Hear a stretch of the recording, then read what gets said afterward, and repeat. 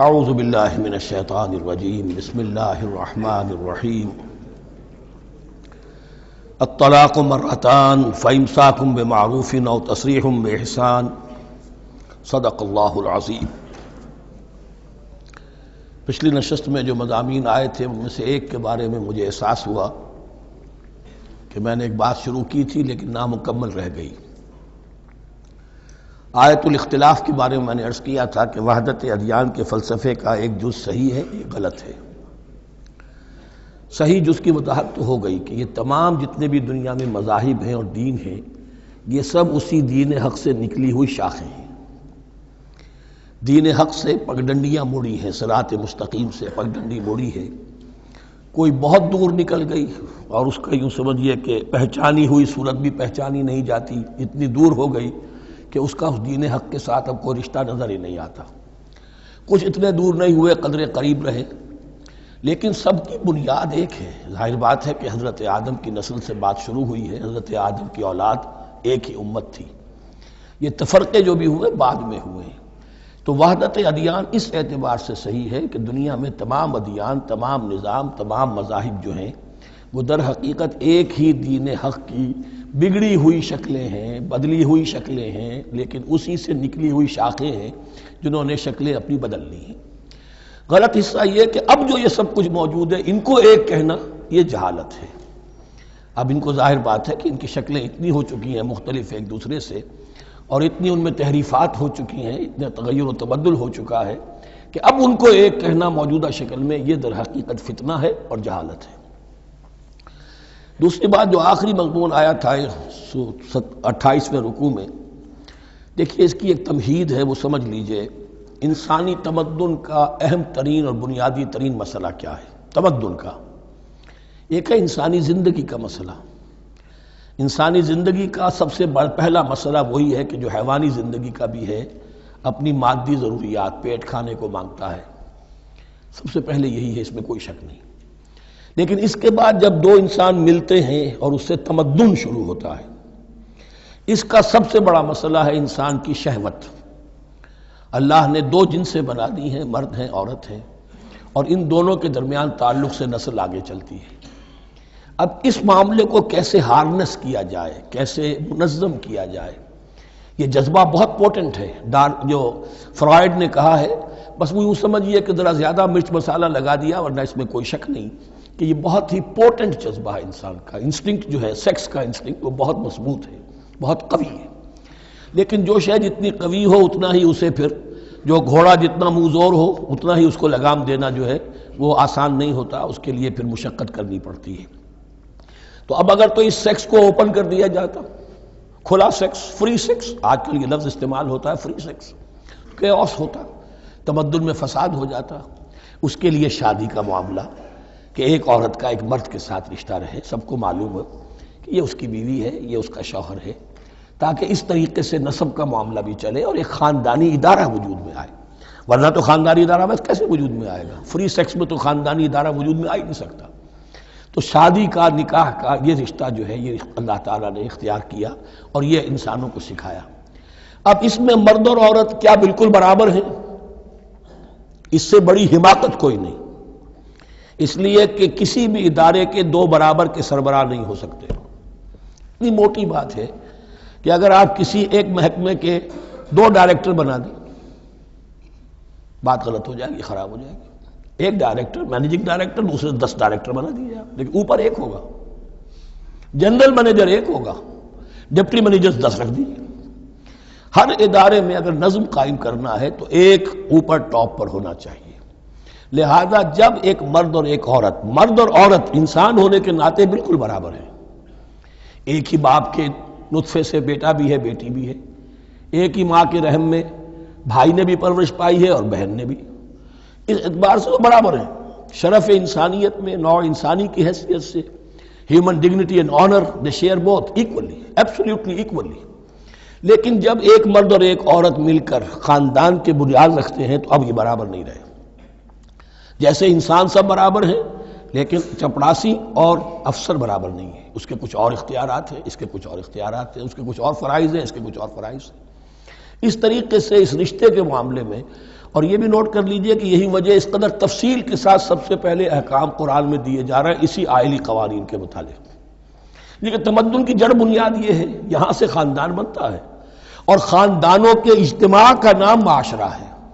خاندان کا نظام، اب ہمارا پاکستانی جو معاشرہ ہے، اگر ہماری 14 کروڑ تعداد ہے اس وقت، 7 افراد ایک خاندان کے اگر آپ شمار کر لیں تو آپ سمجھیے اتنے خاندان ہماری دنیا میں اس وقت موجود ہیں. 2 کروڑ خاندان ہیں، ان خاندانوں پر مشتمل ہے. خاندان کا ادارہ مستحکم ہوگا، معاشرہ مستحکم ہو جائے گا. خاندان کے ادارے میں صلاح ہوگی، فلاح ہوگی، معاشرے میں صلاح و فلاح آئے گی. وہاں فتور ہوگا، فساد ہوگا، بے چینی ہوگی، ظلم ہوگا، ناانصافی ہوگی، وہاں کنفلکٹس ہوں گے، میاں اور بیوی میں جو ہے جھگڑے ہو رہے ہوں گے، تو اولاد کی تو جو ہے پھر وہاں تربیت صحیح نہیں ہو سکتی، ان کی تربیت میں منفی چیزیں شامل ہو جائیں گی. تو یہ ساری چیزیں جس کی وجہ سے بڑی تفصیل سے قرآن مجید میں احکام دیے گئے ہیں آئلی قوانین. ان میں جہاں تک یہ معاملات ہے، طلاق کا معاملہ ہے، اس میں برابر نہیں ہے. شادی کرنے میں عورت کو بھی حق ہے، وہ شادی سے انکار کر دے، جبر نہیں کیا جا سکتا. ایک مرتبہ وہ نکاح میں آ گئی ہے تو اب شوہر کا پلڑا بھاری ہے. شوہر اسے طلاق دے سکتا ہے، اگر ظلم کے ساتھ دے گا اللہ کے ہاں جواب دہی کرے گا اور سب پکڑ ہو جائے گی، لیکن اختیار ہے. وہ خود طلاق نہیں دے سکتی، البتہ طلاق حاصل کر سکتی ہے خلا جسے ہم کہتے ہیں. وہ عدالت کے ذریعے سے، بڑوں کے ذریعے سے، رشتہ داروں کے ذریعے سے خلا کرے، لیکن طلاق دینے کا حق اس کو برابر نہیں ہے مرد کی طرح. اسی طرح اگر ایک طلاق دی تھی مرد نے اور اب یہ عدت پوری نہیں ہوئی ہے، وَبَعُولَتُهُنَّ أَحَقُّ بِرَدِّهِنَّ، اب وہ کہے تو نے طلاق دے دیا، میں تیرے گھر میں بسنے کو تیار نہیں ہوں، نہیں، اختیار مرد کا ہے. عدت کے اندر 3 مہینے کے اندر وہ اس کو واپس لے سکتا ہے. اس کو طلاق رجعی کہتے ہیں. یہ تمام چیزیں ایسی ہیں کہ بہرحال خواتین کو اچھی نہیں لگتی. اور آج کی دنیا میں تو جو یہ مرد و عورت کی مساوات کا سلسلہ ہے، یہ شیطان کا سب سے بڑا فلسفہ اور معاشرے میں فساد اور گندگی پیدا کرنے کا اس کا سب سے بڑا ہتھیار ہے. اور اب جو کچھ رہی صحیح اقدار ہماری ایشیا کے ممالک جو ہیں، زیادہ تر مسلمان ممالک ہیں، ان میں خاندانی نظام کی جو بچی کھچی شکل رہ گئی ہے اس کو برباد کرنے کے لیے یہ قاہرہ کانفرنس اور بیجنگ کانفرنس، اس ایشیا کا گھیراؤ دونوں طرف سے، مشرق سے اور مغرب سے، کہ عورت کو آزاد کرو، عورت کو اٹھاؤ، ایمینسیپیشن کے نام پر، آزادی کے نام پر، اور مرد و عورت کی مساوات کے نام پر، تاکہ خاندانی نظام ٹوٹ کر رہ جائے جیسے کہ ان کے ہاں ٹوٹ چکا ہے. خاندانی نظام نے، یہ کلنٹن صاحب نے کہا تھا اپنے سال 9 کے میسج میں کہ عنقریب ہماری قوم، امریکن نیشن، بہت جلد اس کی اکثریت حرامزادوں پر مشتمل ہوگی. Born out of wedlock, وہ کسی شادی کے نکاح کے نتیجے میں کوئی وجود میں نہیں آئے ہیں، زنا کے نتیجے میں وجود آئی بھی قوم ہوگی. 1 پیرنٹ فیملی رہ گئی ہے، ماں ہی باپ ہے اور وہی ماں ہے، اور وہ دونوں وہ جانتے ہی نہیں. اب وہاں بڑی ایک مہم اٹھ رہی ہے کہ ہر انسان کا حق ہے کہ اسے معلوم ہو کہ میرا باپ کون ہے. وہاں تو بہت سے لوگ پتہ ہی باپ کون ہے میرا، کیا پتہ. یہ تباہی ہے جو اس معاشرے پر آ چکی ہے، اور ہمارے ہاں بھی لوگ اسی معاشرے کی نقالی پر چل رہے ہیں. اور یہ نظریہ مساوات مرد و زن جو ہے، یہ بہت ہی یوں سمجھیے کہ تابناک اور بہت اچھے الفاظ کے ساتھ سامنے آ رہا ہے. البتہ اس کا دوسرا رخ بھی ہے. اسلام نے عورت کو جو حقوق دیے ہیں، بدقسمتی سے ہم مسلمانوں نے وہ بھی ان کو نہیں دیے. اس کی وجہ یہ ہے کہ ہمارے اوپر ہمارا ہانٹ کر رہا ہے ہمارا ہندوانہ پس منظر. ہندوؤں کے معاشرے میں عورت کی کوئی حیثیت نہیں، نہ اس کی وراثت کا حق ہے، نہ وہ بیوہ ہو جائے تو جینے کا حق تھا اس کو، وہ تو پھر ستی ہو جانا چاہیے اس کو، اس کے لیے تو زندگی کا حق بھی نہیں ہے، وراثت تو بہت دور کی بات رہی، کوئی پراپرٹی کا کوئی سوال نہیں، کسی طرح کی کوئی حیثیت نہیں، کوئی لیگل اینٹیٹی نہیں.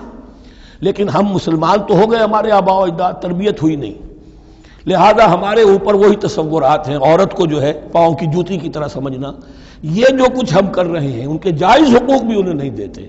اس کے نتیجے میں ہم جو مغرب کا ہم پر حملہ ہے اس کو مؤثر کرنے میں گویا ہم مدد دے رہے ہیں.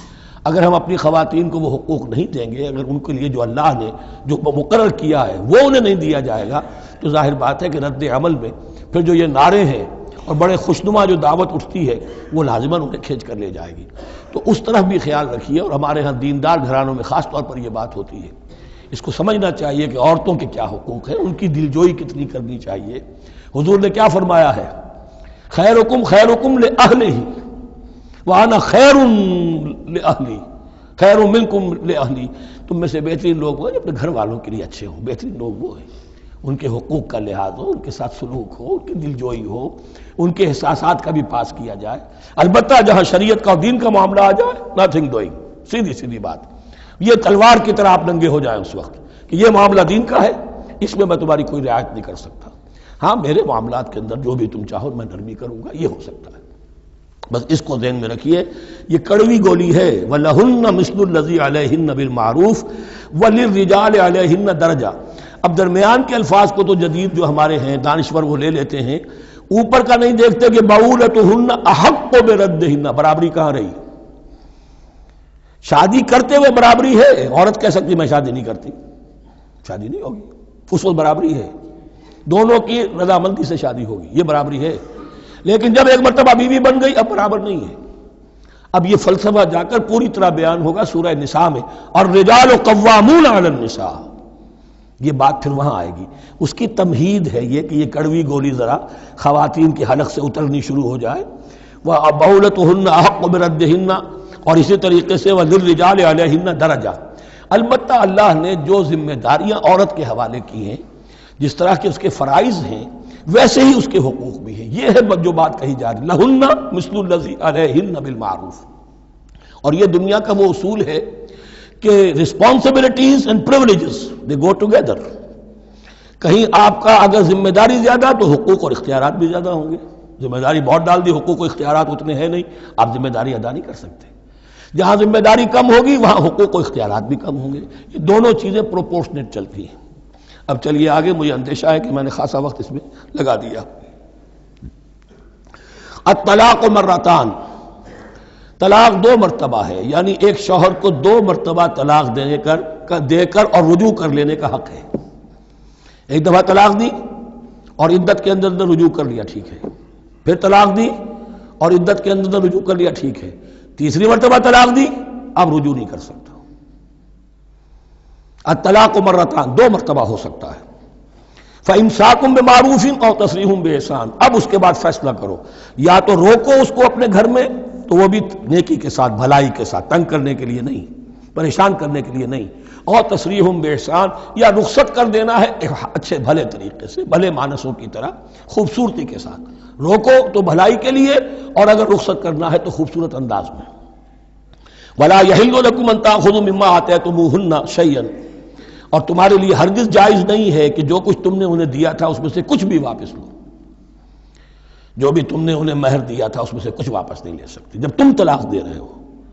ہاں اگر عورت طلاق مانگے تو اسے اپنے مہر میں سے کچھ چھوڑنا پڑے گا، یہ دوسری بات ہے، لیکن جب بر طلاق دے رہا ہے تو پھر وہ نہیں روک اس کو اس میں سے جو بھی کچھ دیا ہو، یہاں تک کہ آیا ہے کہ اگرچہ تم نے ان کو احداہن قنطارا، سونے کے ڈھیر دیے ہوں، ان میں سے بھی کچھ نہیں لے سکتے واپس۔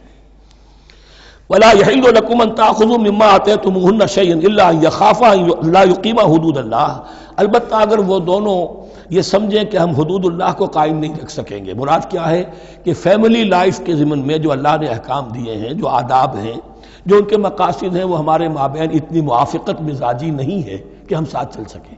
ایک عورت اگر یہ محسوس کرتی ہے فَإِنْ خِفْتُمْ أَلَّا يُقِيمَا حُدُودَ اللَّهِ فَلَا جُنَاحَ عَلَيْهِمَا فِي مَا افْتَدَتْ بِهِ، پھر اگر اس کا یہ خیال ہے کہ یہ نہیں رکھ سکیں گے تو پھر کوئی حرج نہیں ہے ان دونوں پر کہ جو کچھ دے دلا کر عورت فدیے میں اپنے آپ کو چھڑا لے، یعنی کہہ کہ ٹھیک ہے تم نے مجھے 10 لاکھ مہر دیا تھا، میں 5 لاکھ تمہیں واپس کرتی ہوں، یا تم نے 10 لاکھ کا میرا مہر رکھا تھا، میں خلا مانگ رہی ہوں، میں صرف 5 لاکھ کا تم سے تقاضا کرتی ہوں، اسے اپنے مہر میں سے کچھ چھوڑنا ہوگا، یہ فدیہ ہے۔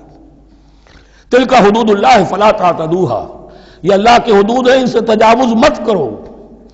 دیکھیے روزے وغیرہ کے ضمن میں فلا تقربوها، اور یہاں فلا تعتدوها، اس لیے کہ یہاں بڑے دھڑلے سے آدمی جو ہے وہ ان حدود کو پامال کر جاتے ہیں، قانون یہی رہ جاتا ہے، روح اس کی ختم ہو جاتی ہے۔ وَمَن يَتَعَدَّ حُدُودَ اللَّهِ فَأُولَٰئِكَ هُمُ الظَّالِمُونَ، اور جو اللہ کے حدود سے تجاوز کرتے ہیں وہی ظالم لوگ ہیں۔ فَإِن طَلَّقَهَا، اب اگر تیسری مرتبہ طلاق دے دی، الطلاق مرتان تو ہو چکا نا، اس کے بارے میں سارے احکام آ گئے، لیکن اب اگر دے دی مراد ہے تیسری مرتبہ، فَإِن طَلَّقَهَا فَلَا تَحِلُّ لَهُ مِن بَعْدِ حَتَّىٰ تَنكِحَ زَوْجًا غَيْرَهُ، تو اب وہ اس کے لیے جائز نہیں ہوگی جب تک کہ وہ عورت کسی اور شوہر سے شادی نہ کرے، اس کو حلالہ کہتے ہیں۔ لیکن یہ حلالہ کروانا یا کرنا اور کسی کے ساتھ یہ معاہدہ کرنا تم شادی کر لو پھر طلاق دے دینا، اس پر لعنت فرمائی ہے، حضور نے لعنت فرمائی ہے۔ اور ہمارے ہاں علم میں آتی ہے، یہ بات سننے میں آتی ہے کہ بہت سے علماء نے اس کو دھندا بنا رکھا ہے۔ حلالہ مولوی مشہور ہیں مختلف شہروں کے اندر، فَإِن طَلَّقَهَا فَلَا تَحِلُّ لَهُ مِن بَعْدُ حَتَّى تَنكِحَ زَوْجًا غَيْرَهُ فَإِن طَلَّقَهَا، پھر اگر وہ بھی دوسرے شادی کی دوسری جگہ پر، اس عورت نے اس شوہر سے بھی نہیں بنی، اس نے بھی طلاق دے دی، فَلَا جُنَاحَ عَلَيْهِمَا أَن يَتَرَاجَعَا، تو اب کوئی گناہ نہیں ہوگا ان دونوں پر کہ وہ رجوع کر لیں، پہلے سابق شوہر سے شادی کر لیں۔ یعنی عورت کو شاید عقل آ گئی ہو، کوئی اسی کی زیادتی تھی کہ پہلے شوہر کے ہاں بس نہیں سکی، اب دوسری مرتبہ کا تجربہ ہو گیا تو اس کے کان ہو گیا کہ کوئی غلطی میری ہی ہے، اب شاید دوبارہ وہ اپنے شوہر کی طرف، سابقہ شوہر کی طرف رجوع کرنا چاہے تو اس کی اجازت ہے۔ ان ظنا یقیما حدود اللہ، اگر ان کو یہ یقین ہو کہ وہ اللہ کے حدود کی پاسداری کر سکیں گے۔ اللہ کے حدود جو ہیں احکام شریعت، ان کو بہرحال مد نظر رکھنا ہے اور فائق رکھنا ہے۔ وَتِلْكَ حُدُودُ اللَّهِ يُبَيِّنُهَا لِقَوْمٍ يَعْلَمُونَ، اور یہ وہ حدود ہیں اللہ کے جن کو وہ واضح کر رہا ہے، کھول کھول کر بیان کر رہا ہے ان لوگوں کے لیے کہ جو علم حاصل کرنا چاہیں۔ ترجمہ یہ ہوتا ہے عام طور پر جنہیں علم حاصل ہے، اصل میں کسی وقت فعل کو طلب فعل کے معنی میں استعمال کیا جاتا ہے عربی زبان میں، یعلمون جو جاننا چاہیں، جن کے اندر طلب ہے علم کی۔ وَإِذَا طَلَّقْتُمُ النِّسَاءَ فَبَلَغْنَ أَجَلَهُنَّ، تو جب تم لوگ اپنی بیویوں کو طلاق دو اور پھر وہ اپنی عدت پوری کر لیں، فَأَمْسِكُوهُنَّ بِمَعْرُوفٍ أَوْ سَرِّحُوهُنَّ بِمَعْرُوفٍ، تو اب چاہو تو روکو انہیں لیکن معروف طریقے سے، اور چاہو تو انہیں رخصت کر دو وہ بھی اچھے طریقے پر۔ وَلَا تُمْسِكُوهُنَّ ضِرَارًا لِتَعْتَدُوا، اور دیکھو ایسا نہ کرو کہ تم روکو انہیں تنگ کرنے کے لیے۔ اچھا ذرا اس کی میں اور خبر لوں گا رجوع کر کے، ذرا اگر تو طلاق ہو گئی تو آزاد ہو جائے گی، غصہ اتنا چڑھا ہوا ہے کہ ابھی وہ غصہ ٹھنڈا نہیں ہوا ہے، رجوع کر رہا ہے اس لیے کہ اسے اور پریشان کرو، اسے اور تکلیفیں پہنچاؤ۔ تو اب یہ کیا ہوا، قانون تو اجازت دے رہا ہے لیکن تم نے قانون کا مذاق اڑایا، تم نے اللہ کی دی ہوئی اس اجازت کا ناجائز استعمال کیا۔ ہاں اگر بسانے کا واقعی ارادہ ہو گیا ہے تو ضرور تم رجوع کر لو، رجوع کا حق تمہیں ہے، لیکن اگر یہ نہیں ہے، پریشان کرنا ہے، فلا تمسکوہن ولا تمسکوہن ضرارا لتعتدوا، ضدم ضدہ ان پر زیادتی کرنے کے لیے، ستانے کے لیے۔ ومن یفعل ذلک فقد ظلم نفسہ، اور جو کوئی بھی یہ کام کرے گا اس نے اپنی جان پر ظلم ڈھایا۔ ولا تتخذوا آیات اللہ ہزوا، اور دیکھو اللہ کی آیات کو مذاق اور کھیل نہ بنا لو، ٹھٹھا نہ بنا لو۔ یہ اچھی طرح جان لیجئے، لا از لا and there can be law which has no flaw. Flawless law is impossible. اس لیے تقوی، اللہ کا خوف ہر جگہ پر بار بار، ورنہ تم اللہ کی شریعت کا تماشا بنا دو گے، ٹھٹھا بنا دو گے۔ ولا تتخذوا آیات اللہ ہزوا واذکروا نعمت اللہ علیکم، اور یاد کرو، ذکر کرو، شعور کرو اللہ کے انعامات کا جو تم پر ہوئے ہیں۔ وما انزل علیکم من الکتاب والحکمت، اور جو اس نے نازل فرما دی ہے تم پر اپنی کتاب، اپنی شریعت اور حکمت، یعظکم بہ، اس کے ذریعے سے تمہیں نصیحت کر رہا ہے، سیدھا راستہ بتا رہا ہے۔ واتقوا اللہ، اللہ کا تقوی اختیار کرو۔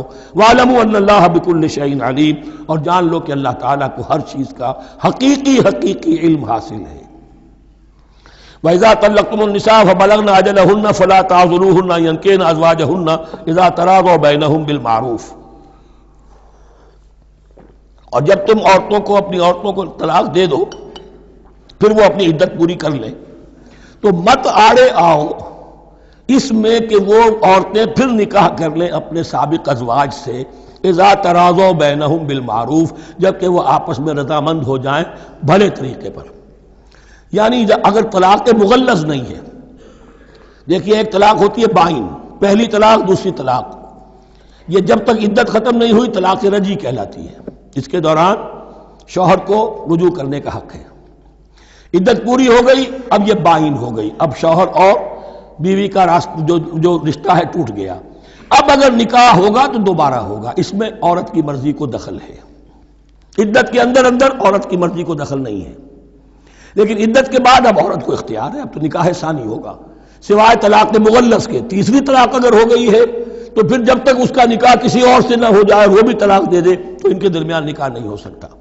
گویا کہ یہ دو طلاقوں کے بعد اگر پھر یہ لوگ جب کہ طلاق بائن ہو چکی ہو وہی عورت وہی مرد پھر نکاح کرنا چاہیں تو اب تم آڑے مت آؤ۔ ہوتا کیا ہے، عورت کے بھائی ہیں، اب انہیں غصہ چڑھا ہوا، اس بدماش نے یہ کچھ کیا تھا، اس نے تمہیں ایسے ایسے ستایا تھا، اس نے یہ کیا تھا، اب تمہیں ہم شادی نہیں کرنے دیں گے اس کے ساتھ۔ نہیں، یہ کام تمہارا نہیں ہے۔ اگر وہ اذا تراضوا بینہم، اگر وہ باہم راضی ہو جائیں تو تم اب ان کے آڑے مت آؤ۔ بالمعروف ذالک یوعظ بہ من کان منکم یؤمن باللہ والیوم الآخر، یہ وہ چیزیں ہیں جن کی نصیحت کی جا رہی ہے تم میں سے ان کو جو واقعتاً ایمان رکھتے ہو اللہ پر اور یوم آخر پر۔ ان کے اندر ایمان ہی نہیں ہے، ان کے لیے یہ سارا جو ہے بھینس کے آگے بین بجائے جاؤ کیا حاصل ہے، وہ تو پھر اس کو کوئی فائدہ نہیں پہنچے گا۔ ذالک یوعظ بہ من کان منکم یؤمن باللہ والیوم الآخر ذالکم ازکی لکم واطہر، یہ طریقے جو ہیں تمہارے لیے زیادہ پاک ہیں، زیادہ عمدہ ہیں۔ واللہ یعلم وانتم لا تعلمون، اللہ جانتا ہے تم نہیں جانتے۔ اپنی عقل کو مقدم نہ رکھو، یہ اللہ کا علم ہے، اسی نے عورت کو بنایا، اسی نے مرد کو بنایا، اسے مرد بھی عزیز ہے عورت بھی عزیز ہے۔ الخلق عیال اللہ، حضور نے فرمایا تمام مخلوق اللہ کے کنبے کے مانند ہے۔ اللہ کو تو اپنا ہر انسان مرد ہو یا عورت ہو محبوب ہے، پسندیدہ ہے، اس کی تخلیق ہے، اس کا شاہکار ہے، لیکن یہ کہ وہ جانتا ہے کہ عورت کے کیا حقوق ہونے چاہیے، مرد کے کیا ہونے چاہیے۔ لہذا واللہ یعلم وانتم لا تعلمون والوالدات یرضعن اولادہن حولین کاملین، اور والداؤں کے لیے، ماؤں کے لیے ضروری ہے کہ وہ اپنی اولاد کو 2 سال دودھ پلائیں پورا۔ یہ خاص طور پر یہاں تذکرہ ہو رہا ہے جب طلاق کا مسئلہ ہو۔ اب طلاق ہو گئی، شوہر تو علیحدہ ہو گیا، شوہر کہتا ہے بھائی میرا بچہ تو میرا ہے، قانوناً تو اولاد شوہر کی ہوتی ہے، لیکن تم اسے دودھ پلاؤ، تو 2 سال تک وہ عورت انکار نہیں کر سکتی، دودھ پلائے گی۔ لمن اراد ان یتم الرضاعہ، جو شخص چاہے کہ یہ رضاعت پوری کروائے اپنی سابقہ مطلقہ بیوی سے۔ وعلی المولود لہ رزقہن وکسوتہن بالمعروف، لیکن اس عرصے کے لیے جس کی وہ اولاد ہے یعنی شوہر جو سابق ہے اس کے ذمے ہے اس کا رزق اور اس کا لباس، جسے ہم نان نفقہ کہتے ہیں۔ 2 سال اگر اس نے دودھ پلانا ہے اس ماں نے، مطلقہ ماں نے اپنے طلاق دینے والے شوہر کے بیٹے کو یا بیٹی کو، تو اب اس عرصے کے دوران اس کا نان نفقہ اس کے ذمے ہے، باپ کے ذمے ہے، بالمعروف، بڑے طریقے سے۔ یعنی یہ کہ ایسا نہ ہو کہ ہے تو کروڑ پتی لیکن اب وہ اس کو بیوی کو مطلقہ کو وہ دینا چاہے نان نفقہ اپنی خادماؤں کی طرح کا، نہیں، وہ ہونا چاہیے معروف طریقے پر۔ لا تکلف نفس الا وسعها، کسی پر ذمہ داری نہیں ڈالی جاتی مگر اس کی وسعت کے مطابق۔ لا تضار والدۃ بولدہا، نہ تو تکلیف پہنچائی جائے والدہ کو اپنے بچے کی وجہ سے، ولا مولود لہ بولدہ، نہ جس کا وہ اولاد ہے، جس کا وہ بیٹا یا بیٹی ہے یعنی باپ، نہ اس کو تکلیف پہنچائی جائے۔ کوئی لا ضرر ولا ضرار، حضور کی حدیث ہے، دونوں کے ساتھ منصفانہ سلوک کیا جائے۔ وعلی الوارث مثل ذلک، اب فرض کیجئے وہ شخص جو تھا طلاق دینے والا وہ تو مر گیا، تو وارث کے ذمے، اس کا جو وارث ہے اس کے ذمے نان نفقہ رہے گا، اس کے اپنے مرحوم والد کی اگر اولاد اس کی کسی مطلقہ بیوی کے پاس ہے 2 سال تک دودھ پلانے کے لیے۔ فَإِنْ أَرَادَا فِصَالًا، اب یہ بھی ہو سکتا ہے کہ وہ دونوں جو ہیں کہیں کہ سب میں تو دودھ نہیں پلاتی، یا یہ کہ وہ شوہر چاہے ان تراض منہما، دونوں راضی ہو جائیں کہ میں دودھ نہیں پلواتی، آپ دودھ چھڑوا دیجئے، وتشاور، آپس میں رضامندی اور مشورے سے، فلا جناح علیہما، اس میں بھی کوئی حرج نہیں۔ اگر دودھ چھڑوانا چاہیں، وہ کسی اور سے دودھ پلوانا چاہتے ہیں، کوئی دایا رکھ لی ہے اس سے دودھ پلوانا چاہتا ہے، ٹھیک ہے، لیکن ہونا چاہیے جبر نہ ہو، ماں پر جبر نہ ہو۔ ان تراض منہما، دونوں کی رضامندی سے، وتشاور، اور مشورے سے، فلا جناح علیہما، تو پھر ان دونوں پر کوئی حرج نہیں ہے۔ اذا سلمتم ما آتیتم بالمعروف، جب کہ تم اس کی ماں کو وہ سب کچھ دے دو جس کا کہ تم نے اسے وعدہ کیا تھا۔ یہ نہ ہو کہ نان نفقے کو بچانے کے لیے اب تم کہو درمیان میں کہ چھوڑو جی مجھے تو سستی عورت مل رہی ہے دودھ پلا سکتی ہے، نہیں جی کون سا؟ وَإِنْ أَرَدْتُمْ أَنْ تَسْتَرْضِعُوا أَوْلَادَكُمْ فَلَا جُنَاحَ عَلَيْكُمْ، اگر تم چاہو کسی اور سے اب دودھ پلوانا، رضاعت کروانا، تو اس میں بھی کوئی حرج نہیں۔ فَلَا جُنَاحَ عَلَيْكُمْ إِذَا سَلَّمْتُمْ مَا آتَيْتُمْ بِالْمَعْرُوف، جبکہ ان کی ماں، اس کی ماں کو تم دے چکو جو کچھ کہ تم نے طے کیا تھا معروف اور بھلے طریقے پر. واتقوا اللہ، اور اللہ کا تقوی اختیار کرو. واعلموا ان اللہ بما تعملون بصیر، اور جان لو کہ جو کچھ تم کر رہے ہو اللہ اسے دیکھ رہا ہے.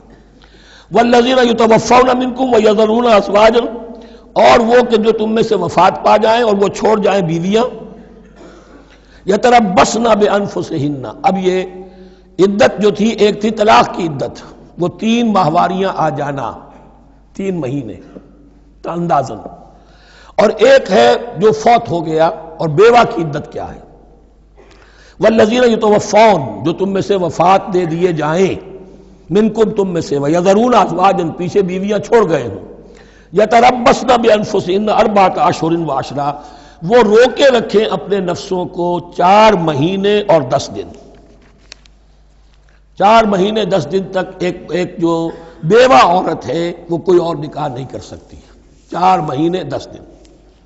فَإِذَا بَلَغْنَ أَجَلَهُنَّ، اور جب وہ اپنی اس مدت تک پہنچ جائیں، یعنی پوری ہو گئی مدت عدت کی، فَلَا جُنَاحَ عَلَيْكُمْ فِي مَا فَعَلْنَ فِي أَنفُسِهِنَّ، تو اب تم پر کوئی گناہ نہیں ہے اس معاملے میں جو وہ اپنے بارے میں کریں. اب وہ آزاد ہے، نکاح کر سکتی ہے. اب تم روکنا چاہو ہماری ناک کٹ جائے گی، یہ بیوہ بیٹھ نہیں سکی، اس سے رہا نہیں گیا، نہیں، غلط بات، تمہارا کوئی اختیار نہیں. لا جناح علیکم فیما فعلن فی انفسہن بالمعروف، کریں نیک طریقے سے، بھلے طریقے سے، شریعت کے مطابق، قواعد شریعت کے مطابق، تو تمہارا اختیار نہیں ہے کہ روکو.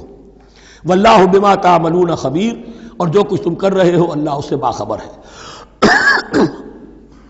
ولا جناح علیکم فیما عرضتم بہ من خدمۃ النساء واکننتم فی انفسکم، اب یہ انہی بیواؤں کا ذکر ہو رہا ہے.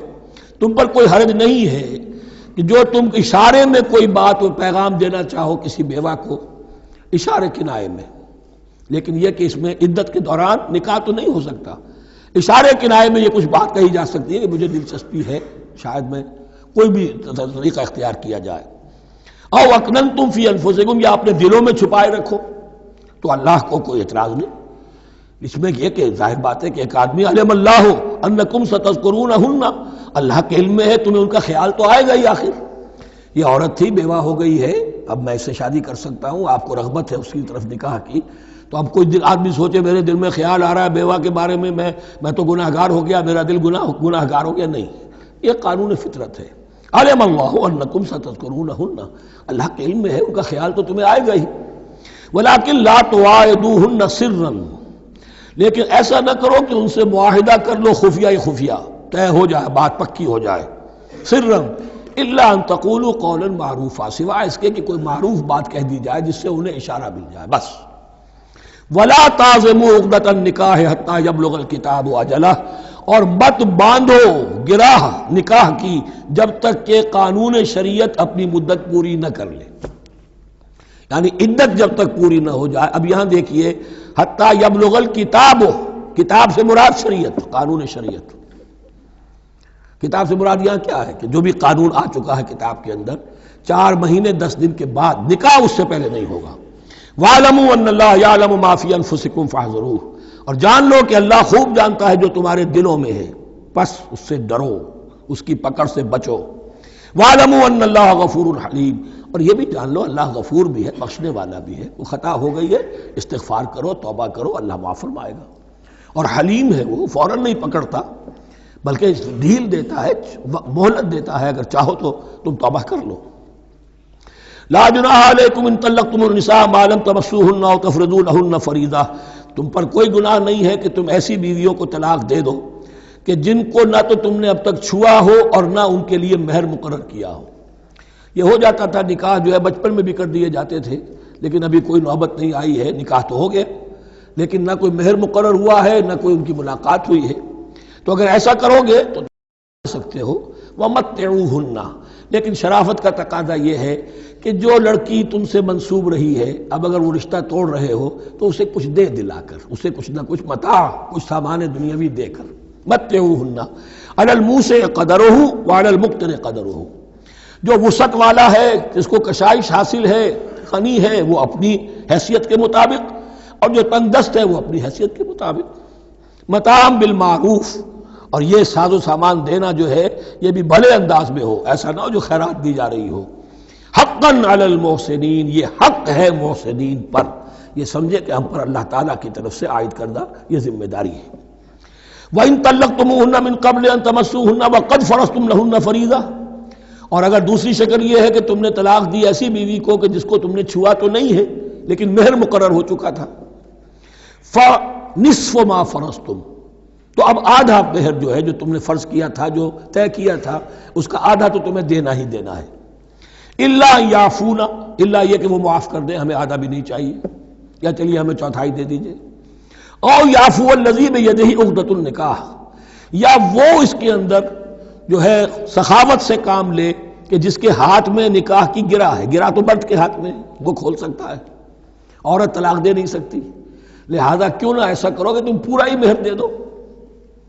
فرمایا وَأَن تَعْفُوا، اگر تم درگزر کرو اور زیادہ دو، اقرب للتقویٰ، یہ تقویٰ سے قریب تر ہے۔ وَلَا تَنْسَبُوا الْفَضْلَ بَيْنَكُمْ، اپنے مابین احسان کرنا مت بھولو، اور اپنے مابین جو فضیلت اللہ نے تمہیں دی ہے عورتوں پر اس کو مت بھولو۔ تمہارا پھر ایٹیچیوڈ بھی ایسا ہونا چاہیے کہ تم اپنے بڑے ہونے کے حساب سے ان کے ساتھ نرمی کرو، ان کو زیادہ دو، ان کو جتنا بھی مہر مقرر کیا تھا اس سے بھی زیادہ دے دلا کے رخصت کرو۔ قانون میں تو صرف مہر ہوگا، البتہ قانون یہی ہے کہ اگر انہیں چھوا نہیں ہے، مقاربت نہیں ہوئی ہے، لیکن یہ کہ مہر مقرر ہو چکا تھا تو آدھا مہر تو لازماً دینا ہے۔ آدھا بھی یہ چھوڑ سکتی ہے عورت، لیکن تمہارے لیے بہتر ہے کہ تم پورا دو یا اور زیادہ دو۔ ان اللہ بما تعملون بصیر، یقیناً جو کچھ تم کر رہے ہو اللہ دیکھ رہا ہے۔ حافظوا علی الصلوات والصلاۃ الوسطی، محافظت کرو پوری طرح، چوکس ہو کر، چوکنے ہو کر تمام نمازوں کی، اور خاص طور پر صلاۃ وسطیٰ کی۔ یعنی بار بار جو آ رہا ہے جان لو اللہ جانتا ہے، جان لو اللہ دیکھ رہا ہے، جو کچھ تم کر رہے ہو اللہ کی نگاہ میں ہے، جو کچھ تم کر رہے ہو اللہ باخبر ہے، یہ سارا کچھ جو ہے یہ اللہ کی یاد ذہن میں برقرار رکھنے کے لیے تمہیں نماز دی گئی ہے۔ 5 وقتہ تم حاضر ہو، دنیا کے کاروبار سے نکلو اور آ کر پھر عہد اللہ سے اپنا جو ہے، یہ جو حفیظ کا ایک شعر ہے، آؤ سجدے میں گرے لوح جبی تازہ کریں، سرکشی نے کر دیے دھندلے نقوش بندگی، آؤ سجدے میں گرے لوح جبی تازہ کریں۔ یہاں پر جو ہمارا بندگی کا نقش تھا سرکشی کی وجہ سے وہ دھندلے ہو گئے ہیں۔ سرکشی نے کر دیے دھندلے نقوش بندگی، آؤ سجدے میں گریں لوح جبی تازہ کریں، کہ پھر اس پر اللہ تعالیٰ کے ساتھ جو عہد کیا ہے ایاک نعبد و ایاک نستعین اسے پھر تازہ کریں۔ حافظوا علی الصلوات والصلاۃ الوسطی، صلاۃ وسطیٰ کے بارے میں بہت سے اقوال ہیں، لیکن عام طور پر اس سے مراد عصر کی نماز لی گئی ہے۔ دن میں 2 نمازیں اس سے پہلے ہیں، فجر ہے، ظہر ہے، 2 پھر بعد میں ہیں، مغرب ہے، عشاء ہے۔ وقوموا للہ قانتین، اور کھڑے ہوا کرو اللہ کے سامنے پورے ادب کے ساتھ، یعنی ایک تو رکوع ہے جس میں جھکنا ہے، سجدہ ہے جھکنے کی انتہا ہے، قیام بھی قنوت کے ساتھ ہو، معلوم ہو کہ ایک بندہ اپنے آقا کے سامنے کھڑا ہے، اس کے کھڑے ہونے کے انداز میں بھی معلوم ہو کہ تواضع ہے، عجز ہے۔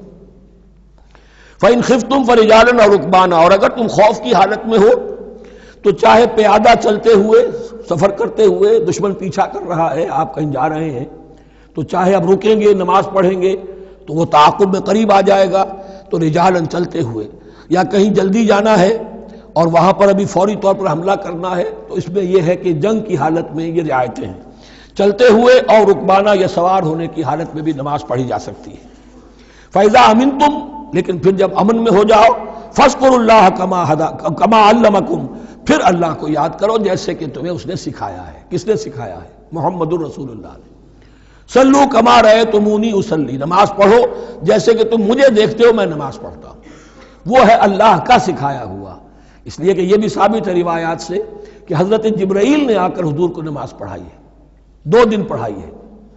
ایک دن 5 نمازیں اول وقت میں پڑھائیں، دوسرے دن 5 نمازیں آخری وقت میں پڑھائیں، اور بتا دیا کہ ان نمازوں کا وقت ان اوقات کے دوران ہے۔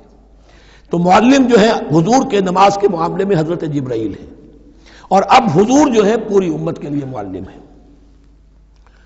فَإِذَا أَمِنْتُمْ فَاذْكُرُوا اللَّهَ كَمَا عَلَّمَكُمْ مَا لَمْ تَكُونُوا تَعْلَمُونَ، جو کہ تم نہیں جانتے تھے اللہ نے تمہیں سکھایا ہے۔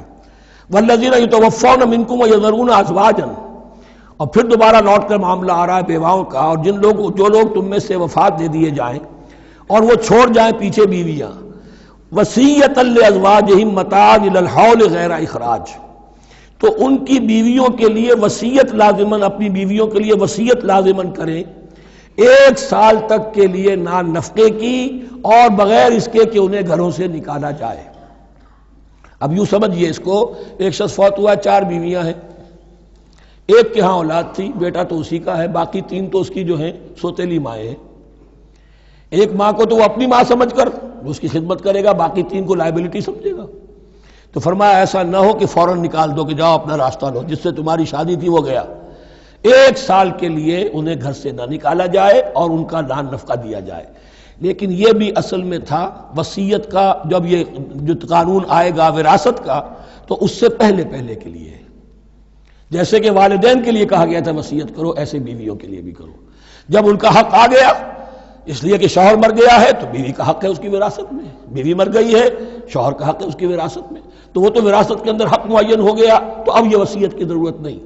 اور اسی طرح 1 سال کا نفقہ نہیں ہے، اب نفقہ جو ہے وہ صرف عدت کے دوران کا ہے، جو ہم اس سے پہلے پڑھ چکے ہیں۔ فَإِنْ خَرَجْنَ فَلَا جُنَاحَ عَلَيْكُمْ فِي مَا فَعَلْنَ فِي أَنفُسِهِنَّ، لیکن اگر وہ خود نکل جائیں، ظاہر بات ہے کہ عدت ہوتی 4 مہینے 10 دن، اب تم سال بھر روکو گے تو نہیں ان کو، اگر وہ شادی کر کے کہیں اور جا کے بسنا چاہیں تو تم پر کوئی الزام نہیں آئے گا، جو کچھ وہ کرتی ہیں اپنی جانوں کے بارے میں معروف ہو، بھلے طریقے پر، معروف طریقے پر۔ واللہ عزیز الحکیم، اور یقیناً اللہ تعالیٰ زبردست ہے، حکمت والا۔ وللمطلقات متاع بالمعروف، اسی طرح مطلقات کے لیے بھی ساز و سامان زندگی کی ضروریات ہے معروف طریقے پر، حقاً علی المتقین، لیکن یہ ہے عدت کے وقت تک کے لیے۔ اسی معاملے میں شاہ بانو کیس میں ایک جو فیصلہ دیا تھا، یہ کلکتہ ہائی کورٹ نے، اس پر پھر ہندوستان میں ایجیٹیشن ہوا۔ اس نے یہ فیصلہ دیا تھا کہ کوئی مسلمان اپنی بیوی کو طلاق دے دے تو اب وہ بیوی اگر تو دوسری شادی کر لے تب تو بات دوسری ہے، ورنہ جب تک زندہ رہے گی اس طلاق دینے والے پر اس کا نان نفقہ جو ہے رہے گا پوری زندگی تک۔ اس پر مسلمانوں نے کہا، بھارت کے مسلمانوں نے، یہ ہماری شریعت میں دخل اندازی ہے، شریعت نے صرف عدت تک کا حق رکھا ہے مطلقہ کے لیے، تم ساری زندگی کہاں سے لا رہے ہو؟ پھر وہ فساد ہوا، پھر بہت سے لوگوں نے جانیں دیں، پھر جو ہے ایجیٹیشن ہوا، لیکن پھر راجیو گاندھی کو گھٹنے ٹیکنے پڑے، اور پھر قانون بنا دیا گیا بھارت میں کہ کوئی عدالت ہندوستان کی including supreme court of India مسلمانوں کے آئلی قوانین میں دخل نہیں دے سکتی۔ میں سلام کیا کرتا ہوں مسلمانان بھارت کو، ہمارے ہاں ایک ڈکٹیٹر نے، فوجی ڈکٹیٹر نے آئلی قوانین بنائے، جنہیں سنیوں نے، شیعوں نے، اہل حدیث نے، بریلویوں نے، دیوبندیوں نے اور جماعت اسلامی کی ٹاپ کی قیادت سب نے یہ کہا کہ یہ غلط قوانین ہیں، اور وہ آج تک چل رہے ہیں۔ ایک اور ملٹری عامر 11 برس تک یہاں پر، لمن الملک اليوم، میرے لیے ہے بادشاہی، میں ہوں مقتدر اعلیٰ، مقتدر قادر مطلق، یہ کہتا وہ چلا گیا اور اس قوانین کو جو کا تو برقرار رکھا ہے۔ اسی پر بھی میں نے شورا سے استعفیٰ دیا تھا ان کے، لیکن مسلمانوں نے وہاں پر یہ بات بھی نہیں ہونے دی کہ جب قرآن شریعت کا حکم جو ہے وہ یہ ہے کہ مطلقہ کو عدت تک کے لیے دان نفقہ ہے تو ساری زندگی کا کوئی معاملہ نہیں۔ کذالک یبین اللہ لکم آیاتہ لعلکم تعقلون، اسی طرح اللہ تعالیٰ تمہارے لیے اپنی آیات کو واضح کر رہا ہے تاکہ تم عقل سے کام لو اور سمجھو۔ اب جو 2 رکوع اگلے آ رہے ہیں یہ بڑے اہم ہیں اس اعتبار سے کہ یہ تاریخ بنی اسرائیل کا غزوہ بدر ہے جس کا تذکرہ ہوگا۔ میں ایک بات آپ کو بنی اسرائیل کی تاریخ کی بتا چکا ہوں کہ جب حضرت موسیٰ کے انتقال کے بعد یوشع ابن نون کی سرکردگی میں انہوں نے جہاد کیا، قتال کیا تو فلسطین فتح ہو گیا، لیکن انہوں نے چھوٹی چھوٹی حکومتیں 12 بنا لی اور آپس میں لڑتے بھی رہے۔ لیکن 300 برس کے بعد پھر صورتحال پیدا ہوئی، وہ واقعہ ہوگا جو اب سامنے آ رہا ہے کہ جب ان کے اوپر دنیا تنگ ہو گئی، آس پاس کے جو کافر اور مشرک لوگ تھے انہوں نے انہیں دبا لیا، بہت سو کو ان کے گھروں سے، ان کے ملکوں سے نکال دیا، تو پھر تنگ آ کر انہوں نے کہا اس وقت کے نبی سے کہ ہمارے لیے کوئی بادشاہ بنا دیجئے، سپہ سالار بنا دیجئے، اب ہم اللہ کی راہ میں جنگ کریں گے۔ تو وہ جو جنگ ہوئی ہے طالوت اور جالوت کی، اس جنگ کے بعد سے خلافت راشدہ شروع ہوئی ہے دور بنی اسرائیل کی۔ گویا کہ خلافت راشدہ دور بنی اسرائیل کی 300 برس بعد آئی ہے ان کے رسول کے انتقال کے۔ جبکہ خلافت راشدہ اس امت مسلمہ کی متصل ہے رسول اللہ صلی اللہ علیہ وسلم کے زمانے کے ساتھ، اس لیے کہ صحابہ نے جانیں دیں، خون دیا، قربانیاں دیں، اور اس کے نتیجے میں حضور کی زندگی ہی میں دین غالب ہو گیا، اسلامی ریاست قائم ہو گئی۔ تو ظاہر بات ہے اس کے بعد آپ کے انتقال کے بعد خلافت کا دور شروع ہو گیا، لیکن وہاں یہ سارے سال 300 برس گزرے ہیں، اس کے بعد ان کا دور خلافت آیا ہے، اور اس میں بھی 3 خلافتیں ہیں کہ جو متفق علیہ ہیں، ویسے وہاں تو وہ نبوتیں ہیں، طالوت علیہ السلام، داؤد علیہ السلام اور سلیمان علیہ السلام۔ چوتھی خلافت پر آ کر تقسیم ہو گئی ہے، جیسے حضرت علی کے زمانے میں چوتھی خلافت میں عالم اسلام جو ہے دارالاسلام منقسم ہو گیا کہ مصر اور شام نے حضرت علی کی خلافت کو تسلیم نہیں کیا۔ اسی طرح حضرت سلیمان کے 2 بیٹوں میں پھر ان کی مملکت تقسیم ہو گئی، ایک اسرائیل اور ایک یہودیہ، یہ 2 ریاستیں وجود میں ہیں، جیوڈی۔ بہرحال یہ جو واقعہ تھا کہ جس کے بعد خلافت راشدہ شروع ہو رہی ہے، اسلام کا غلبہ شروع ہو رہا ہے حضرت موسیٰ کی تاریخ میں، وہ ہے طالوت اور جالوت کی جنگ۔ اس کے لیے اب یہاں پر تذکرہ ہو رہا ہے، اور یہ بھی ایک آئینہ دکھایا جا رہا ہے صحابہ کرام کو، اب یہی مرحلہ تمہیں درپیش ہے۔ غزوہ بدر آیا چاہتا ہے، آئینہ، coming events cast their shadows before, تمہیں پہلے سے بتایا جا رہا ہے۔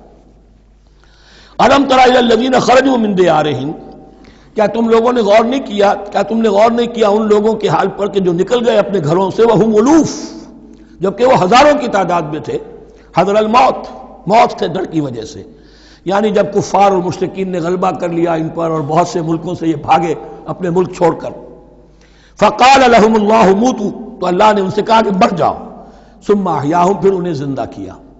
یہاں یہ بھی ہو سکتا ہے مراد کہ فی الواقع یہ عمل ہوا ہو، اور یہ بھی مراد ہو سکتا ہے جیسے قوم مر جاتی ہے لیکن پھر اس کا نشأت ثانیہ ہو جاتی ہے، پھر اللہ نے ان کے اندر ایک جذبہ پیدا کر دیا۔ یعنی یہاں پر مرنا اور احیاء جو ہے وہ معنوی ہو، روحانی ہو، اخلاقی ہو، وہ بالفعل جسدی نہ ہو، لیکن اللہ کے اختیار سے باہر نہیں، اس کی قدرت میں ہے، سب کو مار کر بھی دوبارہ جلا سکتا ہے۔ ان اللہ لذو فضل علی الناس ولکن اکثر الناس لا یشکرون، اور یقیناً اللہ تعالیٰ تو اپنے بندوں پر بڑا فضل کرتا ہے، لیکن اکثر لوگ جو ہے شکر نہیں کرتے، ناقدری کرتے ہیں اللہ کے احسانات کی۔ لیکن اب وہ غزوہ بدر جو ہے ان کا، سابقہ امت مسلمہ کا، اس کا حال بیان کرنے سے پہلے مسلمانوں سے گفتگو ہو رہی، اس لیے کہ ہے تو ساری ان کے لیے، ان کی ہدایت کے لیے۔ تاریخ بیان کرنا قرآن کا مقصد نہیں ہے، تاریخ کی کتاب نہیں ہے یہ، تو جو پروسیس آف ریولوشن چل رہا تھا، جو جد و جہد تھی، جو تحریک تھی محمد رسول اللہ کی، جس مرحلے میں سے وہ تحریک گزر رہی ہے، اسی مرحلے کی مناسبت سے سابقہ تاریخ سے بھی واقعات لائے جا رہے ہیں، اور اسی کی مناسبت سے وہ جو بھی وقتی احکام ہیں وہ دیے جا رہے ہیں۔ وَقَاتِلُوا فِي سَبِيلِ اللَّهِ وَاعْلَمُوا أَنَّ اللَّهَ سَمِيعٌ عَلِيمٌ، اور جنگ کرو اللہ کے راستے میں، اور جان لو اللہ تعالیٰ سب کچھ سننے والا اور جاننے والا ہے۔ من ذا الذی یقرض اللہ قرضا حسنا فیضاعفہ لہ اضعافا کثیرا، کون ہے وہ شخص کہ جو اللہ کو قرض حسنہ دے؟ یہ انفاق جب کیا جاتا ہے خالص اللہ کے دین کے لیے، تو اللہ کہتا ہے یہ میرے ذمہ قرض ہے، دین میرا ہے، تم میرے دین کو غالب کرنا چاہتے ہو، میری حکومت قائم کرنا چاہتے ہو، تو جو کچھ اس میں خرچ کرو گے وہ مجھ پر قرض ہے، قرض حسنہ ہے۔ من ذا الذی یقرض اللہ قرضا حسنا فیضاعفہ لہ، تو اللہ اس کو اس کے لیے بڑھاتا رہے، دگنا کرتا رہے، اضعافا کثیرا، دگنا چوگنا، بہت گنا۔ واللہ یقبض ویبسط، اور اللہ کے اختیار میں کسی چیز کو چھوٹا کر دینا، سکیر دینا، اور کھول دینا اور کشائش کر دینا۔ وَإِلَيْهِ تُرْجَعُونَ، اور اسی کی طرف تمہیں لوٹا دیا جائے گا۔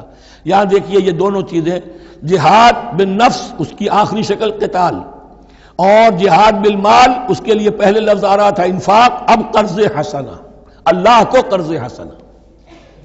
الم تر الی الملأ من بنی اسرائیل من بعد موسیٰ، کیا تم نے غور نہیں کیا موسیٰ کے بعد بنی اسرائیل کے سرداروں پر، ملا من بعد موسیٰ، اذ قالوا لنبی لہم، جبکہ انہوں نے اپنے نبی سے کہا، یہ تو میں آپ کو حدیث سنا چکا ہوں، کوئی وقت ایسا نہیں گزرا حضرت موسیٰ کے بعد کہ نبی کوئی نہ کوئی موجود نہ رہا ہو، حضرت عیسیٰ تک۔ اس زمانے کے جو نبی تھے ان سے انہوں نے کہا لَهُمْ مُبَعْثُ لَنَا مَلِكًا نُقَاتِلْ فِي سَبِيلِ اللَّهِ، اب ہمارے لیے کوئی بادشاہ مقرر کر دیجئے تاکہ ہم اللہ کی راہ میں قتال کریں، جنگ کریں۔ یہاں بادشاہ سے مراد ہے جو سپہ سالار ہو، نبی ہے تو ظاہر بات ہے کہ نبی کا رتبہ تو بلند رہے گا، لیکن نبی کے تابع ہو کر کوئی شخص کہ جو جنگ کی سپہ سالاری کر سکے اس کو نامزد کر دیجئے۔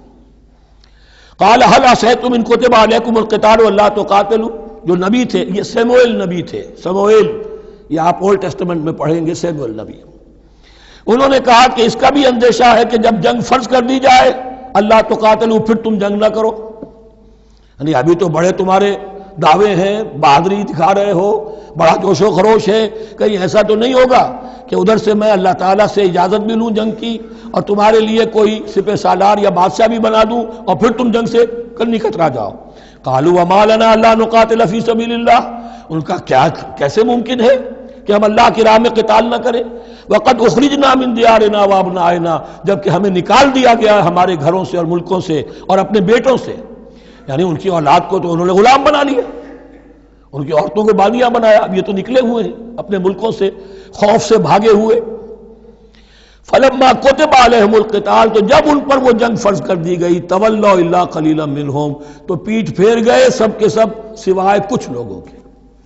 یہ گویا کہ تنبیہ کی جا رہی ہے، مسلمانوں تم بھی بہت کہتے رہے ہو کہ حضور ہمیں جنگ کی اجازت ملنی چاہیے، ہم کب تک یہ ظلم سہیں گے، لیکن ایسا نہ ہو، دیکھو اب جب جنگ کا حکم آئے، اب پڑھ چکے ہم وہ آیت کتب علیکم القتال وہو کرہ لکم، اب اچھی نہیں لگ رہی جنگ، جان تو پیاری ہے، تو اب دکھا دیا گیا وہاں بھی یہ ہوا۔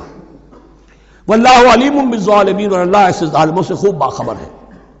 وقال لهم نبیہم، اور ان سے کہا ان کے نبی نے، ان اللہ قد بعث لکم طالوت ملکا، تمہارے لیے اللہ تعالیٰ نے طالوت کو بادشاہ مقرر کیا ہے۔ ان کا نام تورات میں آیا ہے سول یا ساؤل، SAUL۔ اب یہ سمجھ میں نہیں آتا، ہو سکتا ہے کہ اصل نام ساؤل ہو، لیکن چونکہ وہ بہت قداور تھے، طول قداور، اس لیے ان کا ایک صفاتی نام ہو طالوت۔ قرآن مجید نے صفاتی نام لیا ہے کہ وہ بہت قداور تھے۔ قالوا انا یکون له الملک علینا، اب انہوں نے کہا کیسے ہو سکتا ہے کہ اسے بادشاہت ملے ہمارے اوپر، ونحن احق بالملک منہ، ہمیں زیادہ حق حاصل ہے اس کے مقابلے میں کہ ہمیں بادشاہی دی جائے۔ ولم یؤت سعۃ من المال، وہ تو مفلس ہے، اسے تو اللہ نے کوئی زیادہ دولت دی نہیں ہے، کیونکہ ان کے معیار تو یہی تھے، جو دولت مند ہے وہی صاحب عزت ہے۔ قال ان اللہ اصطفاہ علیکم، اب نبی نے کہا اب جو چاہو کہو، اللہ نے اس کو چن لیا ہے تم پر، یہ فیصلہ اب ہو چکا، اللہ کا فیصلہ ہے، ڈیوائن ججمنٹ ہے، ڈیوائن ڈیسیجن ہے، کین ناٹ بی ریووکڈ۔ وزادہ بسطۃ فی العلم والجسم، اور اسے کشادگی عطا کی ہے علم اور جسم دونوں چیزوں میں، قداور ہے، طاقتور ہے، اور اسی طریقے سے علم اور فہم دیا ہے۔ تم دولت دیکھتے ہو، اللہ نے چنا ہے ان دو چیزوں کی بنا پر، جسمانی طاقت، جسمانی قوت، اس دور میں ظاہر بات ہے اس کی بہت ضرورت تھی، اور دوسرے یہ کہ اسے علم دیا ہے، فہم دیا ہے، سمجھ دی ہے، دانش دی ہے۔ واللہ یؤتی ملکہ من یشاء، اور اللہ تعالیٰ جس کو چاہتا ہے اپنی بادشاہت دے دیتا ہے۔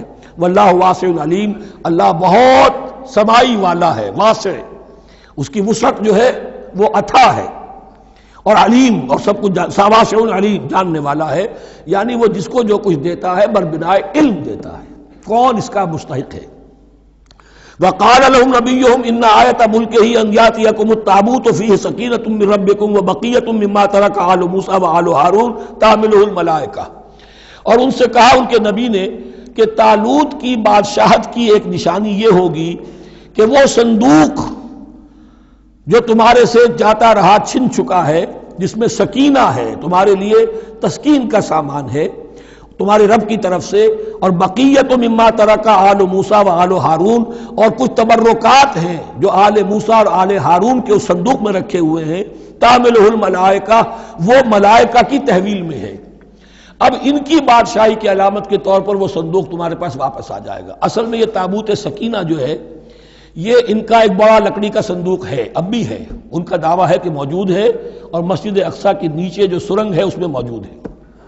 بعض ذرائع سے فوٹو لے کر بھی انہوں نے ڈاکومنٹری فلم بھی ابھی دکھا دی ہے کہ موجود ہے۔ نبوکدنضر نے جب گرایا تھا 586 قبل مسیح میں، جو حضرت سلیمان کا بنایا ہوا ہیکل تھا، اس کے تہخانے میں وہ رہتا تھا، اور وہیں پر جو ربائی تھے وہاں موجود تھے، ربانیین، تو جب گرایا گیا ہے اس کو، ہیکل کو، تو اسی میں وہ دب گئے ہیں، لیکن وہ چاروں طرف سے جو بھی تہخانہ تھا بند ہو گیا ہوگا، اور وہاں پر ان کی لاشیں بھی ہیں اور تابوت سکینہ بھی ہے۔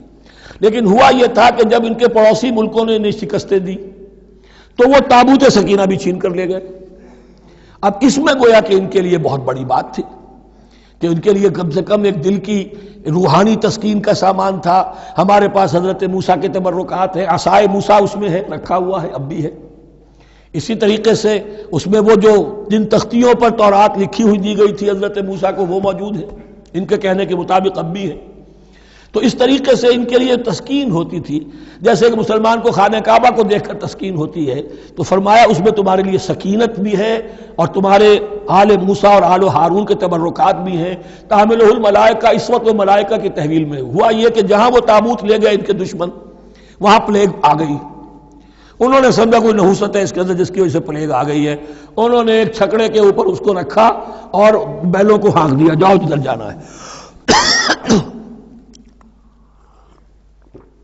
تو حضرت سموئیل نے ان سے کہا کہ طالوت کا اللہ کی طرف سے نامزد کیے جانا ایک علامت اس کی یہ ہوگی کہ وہ تمہاری تسکین کا سامان جو تم سے چھن گیا تھا، ان کے عہد عمارت میں یا ان کے عہد ملوکیت میں تمہیں واپس مل جائے گا، اور وہ فرشتوں کی تحویل میں ہے.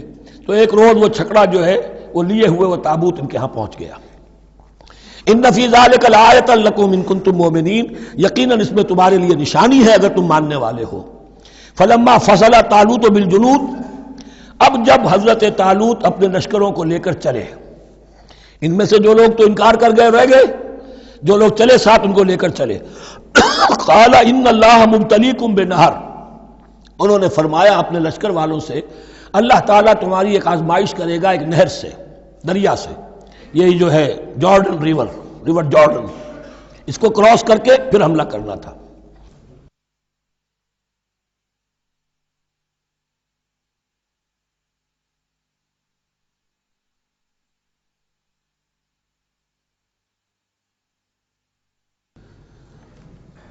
بسم اللہ اولہ وآخرہ.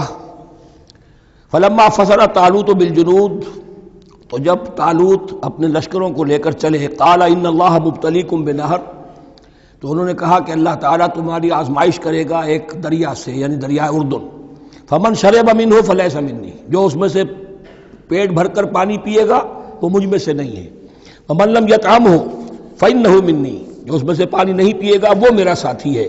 الا من اغترف غرفۃ بیدہ، سوائے اس کے کہ کوئی صرف اپنے چلو سے اور وہ کچھ وہ ایک گھونٹ لے لے. یہ اصل میں ہر کمانڈر کے لیے ضروری ہوتا ہے کہ کسی بھی بڑی جنگ سے پہلے اپنے ساتھیوں کا مورال دیکھے، ڈسپلن کی حالت دیکھے. تو جیسے حضور نے بھی غزوہ بدر سے قبل مشاورت کی تھی کہ مسلمانوں ایک لشکر آ رہا ہے جنوب سے کیل کانٹے سے لیس، اور ایک قافلہ آ رہا ہے شمال سے، اور اللہ نے ان دو میں سے ایک کا وعدہ کیا تمہیں ضرور ملے گا، بتاؤ کدھر چلیں. اندازہ ہو گیا کچھ لوگ جو کمزوری دکھا رہے تھے انہوں نے کہا چلیں جی پہلے قافلہ لوٹ لیں، اور جو لوگ تھے باہمت انہوں نے کہا جو حضور آپ کی ارادہ ہو، جو آپ کا منشا ہو. تو یہاں بھی انہوں نے اس سے ٹیسٹ کیا ہے کہ آیا وہ میرے حکم کی پابندی کرتے ہیں یا نہیں کرتے. فشربوا منہ، تو ان سب نے بہتوں نے پیا اس میں سے خوب جی بھر کر. الا قلیلا منہم، سوائے ان میں سے بہت کم تعداد میں. فلما جاوزہ ہوا والذین آمنوا معہ، تو جب گزرے اس دریا کے پار اترے وہ اور وہ لوگ جو ان کے ساتھ ساتھیہ اہل ایمان رہے تھے. یعنی پہلی سکریننگ پہلے ہو چکی تھی جو قتال ہی کے منکر ہو گئے تھے، اور اس کے بعد دوسری ہو گئی ہے کہ جو اس چھلنی میں سے نہیں نکل سکے، وہ پانی پی کر بے سدھ ہو گئے. یہ ایسا ہی ہے جیسے غزوہ احد میں حضور صلی اللہ علیہ وسلم کے ساتھ 1000 آدمی مدینے سے نکلے تھے اور پھر عین وقت پر 300 آدمی ساتھ چھوڑ کر چلے گئے. تو جب انہوں نے دریا پار کر لیا، انہوں نے اور ان کے ساتھی اہل ایمان نے، قالوا لا طاقت لنا اليوم بجالوت وجنودہ، تو انہوں نے کہا کہ ہمارے اندر تو واقعتاً طاقت نہیں ہے کہ ہم جالوت کا اور اس کے لشکروں کا مقابلہ کر سکیں. یہ گولیت جس کو کہتے ہیں جالوت، یہ بڑا قوی ہیکل انسان تھا، اور اس کا جو زرہ بختر تھا وہ اتنا پورا جسم ڈھکا ہوا کہ سوائے آنکھ کے سوراخ کے اور کچھ نہیں تھا اس میں، جو نظر ہی نہیں آتا تھا. تو اس نے مبارزت کی اور کوئی بھی مقابلے پر نہیں آ رہا تھا. قال الذين يظنون انهم ملاقو الله كم من فئة قليلة غلبت فئة كثيرة باذن الله، تو کہا ان لوگوں نے جو یقین رکھتے تھے کہ اللہ سے ملاقات کرنی ہے کہ کئی مرتبہ ایسا ہوا ہے، کتنی مرتبہ ایسا ہوا ہے کہ چھوٹی جماعت غالب آ گئی ہے بڑی جماعت پر اللہ کے حکم سے. یعنی آگے بڑھو، ہمت کرو، اپنی جو ہے کم ہمتی کا ثبوت نہ دو، اللہ تعالیٰ کی نصرت سے، اللہ کی مدد سے تمہیں فتح حاصل ہو جائے گی۔ واللہ مع الصابرین، اللہ تو صابروں کے ساتھ ہے۔ ولما برزوا لجالوت وجنودہ، تو جب وہ سامنے آئے جالوت اور اس کے لشکروں کے، برزا ظاہر ہو جانا، سامنے آمنے سامنے آ جانا، اب ادھر ان کا لشکر ہے طالوت علیہ السلام کا، اور ادھر وہ جالوت کا لشکر ہے۔ قالوا، اب انہوں نے دعا کی، ربنا افرغ علینا صبرا، اے اللہ ہم پر صبر انڈھیل دے۔ یہ افرغ کا لفظ ہوتا ہے کسی برتن سے پانی اس طرح گرا دینا کسی کے اوپر کہ وہ برتن خالی ہو جائے، گھڑوں پانی ڈال دینا یا کچھ اور برتن میں سے۔ افرغ علینا صبرا، ہم پر صبر انڈھیل دے، صبر کی بارش فرما دے۔ ربنا افرغ علینا صبرا وثبت اقدامنا، اور ہمارے قدموں کو جما دے، وانصرنا علی القوم الکافرین، اور ہماری مدد فرما ان کافروں کے مقابلے میں۔ یہی دعا گویا کہ تلقین کی جا رہی ہے اہل ایمان کو کہ جب بدر کے موقع پر تمہارا مقابلہ ہوگا تو تمہیں یہ دعا کرنی چاہیے۔ فَهَزَمُوهُمْ بِإِذْنِ اللَّهِ، تو انہوں نے بھگا دیا ان کو اللہ کے حکم سے، اللہ کے اذن سے، اللہ کی مشیت سے۔ وَقَتَلَ داود جالوتا، اور قتل کیا جالوت کو داود نے۔ یہ داود جو ہے تورات سے معلوم ہوتا گڈریے تھے، جنگلوں میں رہتے تھے اپنی بھیڑیں بکریاں لے کر، اور ان کے پاس ایک گوپیا ہوتا تھا، اس گوپیے کے اندر پتھر رکھ کر اس کو گھما کر وہ مارتے تھے، لیکن نشانہ اتنا صحیح تھا کہ اس سے وہ کہتے تھے کہ میں شیروں کے جبڑے توڑ دیتا ہوں۔ جب کبھی شیر آتے ہیں میرے بھیڑوں بکریوں کے گلوں پر حملے کے لیے، تو جب وہ آ گئے اتفاق سے، جب لشکر آمنے سامنے تھے، ادھر جالوت للکار رہا ہے آئے کوئی میرے مقابلے میں، ادھر سب کے سب سہمے کھڑے ہیں، کوئی آگے نہیں نکل رہا، تو حضرت طالوت آئے، یہ حضرت داود آ گئے اتفاقاً۔ کہا معلوم ہوا کیا سچویشن ہے، یہ ہے کہ اچھا ٹھیک ہے، میں اس غیر مختون کا میں معاملہ کرتا ہوں، اس لیے کہ یہ ان کے یہاں سب سے بڑی گالی تھی۔ حضرت ابراہیم کی ملت میں ہے ختنہ، اور یہ جو کفار اور مشرک تھے ان کے ہاں ختنہ نہیں تھی، تو نامختون ہونا ان کے ہاں یہ سب سے بڑی گالی تھی۔ اس نامختون کا پھر جو ہے میں اس کو کیفر کردار تک پہنچاؤں گا، میرے پاس یہ گوپیا ہے اور میں تو شیروں کے جبڑے توڑ دیا کرتا ہوں۔ انہوں نے پھر وہ پتھر رکھ کر اور گھمایا ہے، اور سیدھا وہ آنکھ کے سوراخ سے اس کے بھیجے کے اندر اتر گیا، اور اس طریقے سے قتل داود و جالوتا، داود نے جالوت کو قتل کیا، اور اللہ تعالیٰ نے پھر ان کو جو براتب عطا کیے، وَآتَاهُ اللَّهُ الْمُلْكَ وَالْحِكْمَةَ وَعَلَّمَهُ مِمَّا يَشَاءُ۔ ایک تو یہ کہ طالوت علیہ السلام نے اپنی بیٹی کا نکاح ان سے کر دیا، داماد ہو گئے، اور پھر انہی کو وارث بنایا، یہ بادشاہ ہوئے۔ اللہ نے ان کو ہی ملک دیا، حکومت دی، بادشاہت دی، اور حکمت بھی دی، نبوت بھی دی، یہ دونوں اعتبارات سے ان کو اللہ تعالیٰ نے سرفراز فرمایا۔ وَعَلَّمَهُ مِمَّا يَشَاءُ، اور پھر اسے سکھایا جو کچھ کہ اللہ نے چاہا۔ وَلَوْلَا دَفْعُ اللَّهِ النَّاسَ بَعْضَهُمْ بِبَعْضٍ، اور اگر اس طریقے سے اللہ ایک گروہ کو دوسرے کے ذریعے سے دفع نہ کرتا رہے، زمین میں فساد ہوتا ہے تو اللہ تعالیٰ کوئی شکل ایسی پیدا کرتا ہے کہ کسی اور گروہ کو سامنے لا کر مفسدوں کا خاتمہ کرتا ہے۔ اگر ایسا نہ ہوتا، وَلَوْلَا دَفْعُ اللَّهِ النَّاسَ بَعْضَهُمْ بِبَعْضٍ لَفَسَدَتِ الْأَرْضُ، تو زمین میں فساد ہی فساد پھیل گیا ہوتا۔ اللہ تعالیٰ نے ان جنگوں کے ذریعے سے ہر بڑا فرعون جو آتا، ہر فرعون را موسیٰ، اللہ تعالیٰ نے کوئی نہ کوئی اس کے لیے علاج تجویز کیا ہوا ہے۔ وَلَوْلَا دَفْعُ اللَّهِ النَّاسَ بَعْضَهُمْ بِبَعْضٍ لفسدت الارض ولكن اللہ ذو فضل علی العالمین، لیکن اللہ تعالیٰ تو تمام جہانوں پر بڑا فضل کرنے والا ہے۔ تلک آیات اللہ نتلوها علیک بالحق، یہ اللہ کی آیات ہیں جو ہم پڑھ کر آپ کو سنا رہے ہیں حق کے ساتھ۔ یہ قول گویا کہ حضرت جبرائیل کی طرف منسوب ہوگا، یہ اللہ کی آیات ہیں اے مسلمانوں، اے محمد صلی اللہ علیہ وسلم، جو ہم آپ کو سنا رہے ہیں حق کے ساتھ۔ وَإِنَّكَ لَمِنَ الْمُرْسَلِينَ، اور یقیناً اے محمد صلی اللہ علیہ وسلم آپ رسولوں میں سے ہیں۔ تِلْكَ الرُّسُلُ فَضَّلْنَا بَعْضَهُمْ عَلَى بَعْضٍ، ایک بہت اہم قانون بیان ہو رہا ہے، ان رسولوں میں سے ہم نے بعض کو بعض پر فضیلت دی ہے۔ یہ میں پہلے بیان کر چکا ہوں کل، تفریق بین الرسل کفر ہے، تفضیل یہ قرآن سے ثابت ہے، کوئی افضل ہے اور کوئی مفضول ہے، کسی کو کسی اعتبار سے فضیلت ہے، کسی کو کسی اور اعتبار سے فضیلت، جزوی فضیلت ہے، مختلف لوگوں کی ہو سکتی ہے، کلی فضیلت تمام انبیاء اور رسول پر محمد الرسول اللہ کو حاصل ہے۔ تلک الرسل فضلنا بعضهم علی بعض منهم من کلم اللہ، ان میں سے وہ بھی تھے جن سے اللہ نے کلام فرمایا، حضرت موسیٰ علیہ السلام۔ ورفع بعضهم درجات، اور بعضوں کے اور کسی اعتبار سے درجات بڑھا دیے۔ وآتینا عیسی ابن مریم، اور ہم نے عیسیٰ ابن مریم کو البینات بڑے کھلے معجزے دیے، وَأَيَّدْنَاهُ بِرُوحِ الْقُدُسِ اور ان کی مدد فرمائی حضرت جبرائیل کے ساتھ۔ وَلَوْ شَاءَ اللَّهُ مَا اقْتَتَلَ الَّذِينَ مِن بَعْدِهِمْ مِن بَعْدِ مَا جَاءَتْهُمُ الْبَيِّنَاتُ، لیکن اللہ چاہتا تو یہ آپس میں نہ لڑتے جھگڑتے، نہ یہودیوں کی آپس میں جنگیں ہوتی، نہ یہودیوں اور نصرانیوں کی ہوتی، نہ نصرانیوں کے فرقے ایک دوسرے سے لڑتے۔ وَلَوْ شَاءَ اللَّهُ مَا اقْتَتَلَ الَّذِينَ مِن بَعْدِهِمْ مِن بَعْدِ مَا جَاءَتْهُمُ الْبَيِّنَاتُ، اس کے بعد کہ ان کے پاس واضح تعلیمات آ چکی تھیں۔ وَلَٰكِنِ اخْتَلَفُوا، لیکن انہوں نے اختلاف کیا۔ فَمِنْهُم مَّنْ آمَنَ وَمِنْهُم مَّنْ كَفَرَ، ان میں وہ بھی ہیں جو ایمان لے آئیں گے اور ان میں وہ بھی ہیں جو کفر پر اڑ گئے ہیں۔ وَلَوْ شَاءَ اللَّهُ مَا اقْتَتَلُوا، اگر اللہ چاہتا ان پر لازم کر دیتا، یعنی جبراً تکوینی طور پر، تو اختلاف نہ کرتے جھگڑتے نہ۔ ولیکن اللہ یفعل ما یرید، لیکن اللہ تو کرتا ہے جو چاہتا ہے۔ اللہ نے جو دنیا کو اس حکمت پر بنایا ہے کہ یہ دنیا کی زندگی آزمائش ہے، آزمائش کے لیے آزادی دی ہے، تو جو شخص غلط راستے پر جانا چاہے اسے آزادی ہے، جو صحیح راستے پر آنا چاہے اسے آزادی ہے۔ بارک اللہ لی ولکم فی القرآن العظیم ونفعنی وإیاکم